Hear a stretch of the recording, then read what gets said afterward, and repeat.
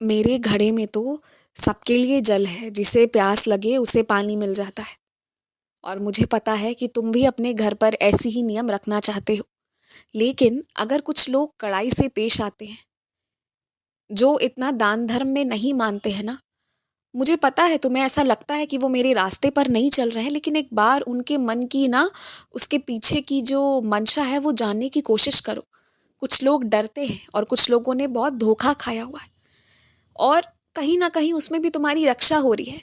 तो जिस हद तक तुम्हारे घर के सारे लोग मिलकर दान पुण्य करना चाहे ना, उसी हद तक जाओ। उससे ज़्यादा कुछ करके तुम्हें ज़रूरत नहीं है करने की।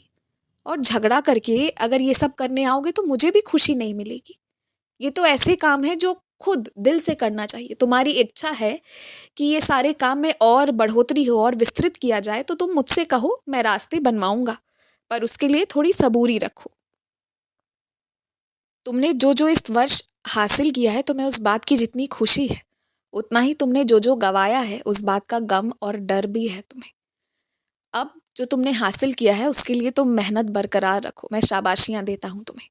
और जो तुमने गवाया है उसमें से कुछ चीज़ों को तुम बिल्कुल नहीं बदल सकते, उसे छोड़ दो, वो मैं कर दूंगा। पर कुछ चीज़ें तुम्हारे हाथों से बदली जा सकती हैं, उन्हें बदलने का प्रयास करो और दोबारा वैसी गलतियों को कभी जीवन में मत दोहराना।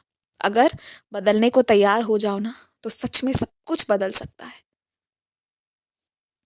और सुनो, ये पूरी दुनिया तुम्हारे बाबा की है। ऐसा नहीं है कि तुम्हें रहने ठहरने नौकरी करने सिर्फ शिरडी या मुंबई आना है।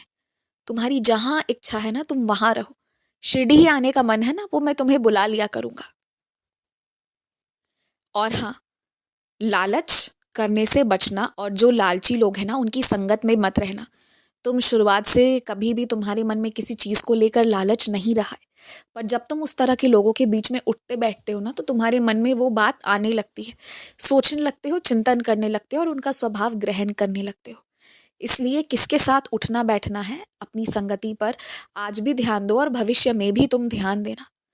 और हो सके ना, तो जिस भगवान का जो स्थान था उसे उसी स्थान पर उन्हें रख दो।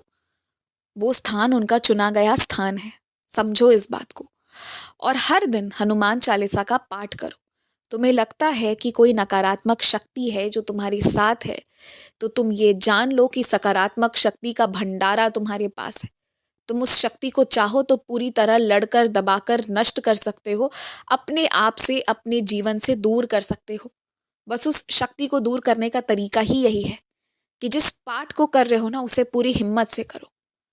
और तुम किसी का भी नाम लो, उसमें कोई गलती नहीं है। बस अपने गुरु पर सदैव विश्वास रखकर चलना। खुश रहो।